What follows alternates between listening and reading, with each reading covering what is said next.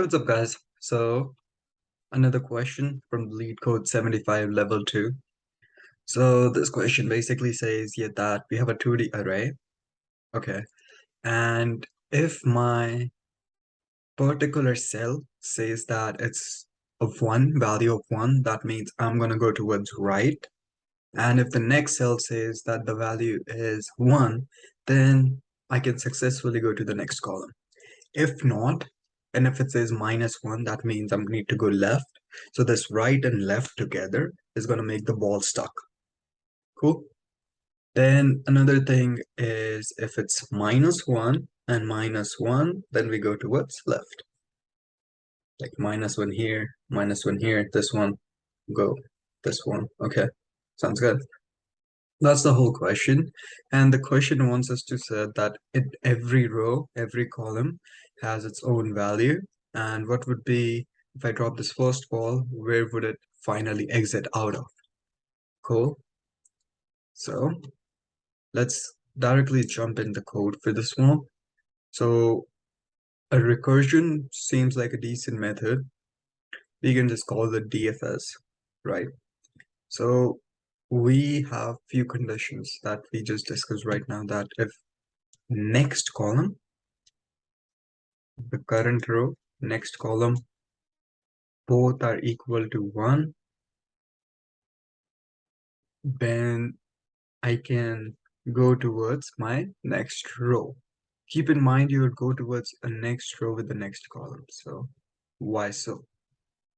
This is the most important part of this question. So if this becomes true, then you recurse down with r plus 1 and c plus 1. Keep in mind if both were 1, then this ball in this column has finally been in this column now. So your column value also changed, right? So this is now in this column. Sounds good? Perfect. So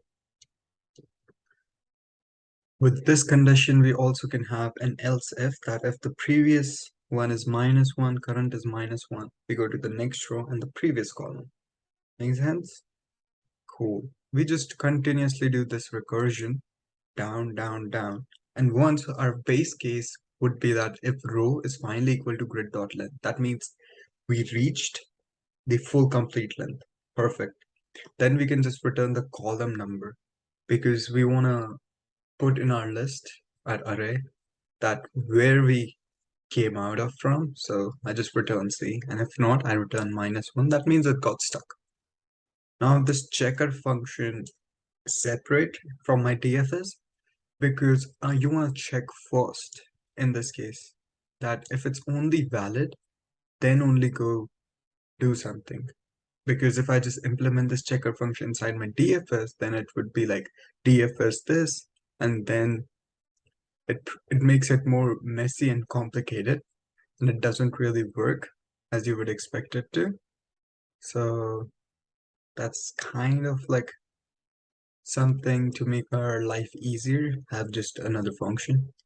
And basically, we just, in our main find ball method, just do a for loop with every column and run a DFS, and then just return this res. So this is more kind of typing question than it is for thinking one, because you just need to type all this, and it was super like, I did not want it to, I'm just super lazy to type all this out, but I did.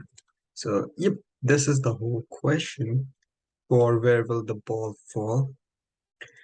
And yep, that's it. Cool. So the next question probably could be maybe longest common prefix, or I don't know, multiplies the strings or something like that. All right, guys, thanks for watching. Make sure you like and subscribe. See you next time.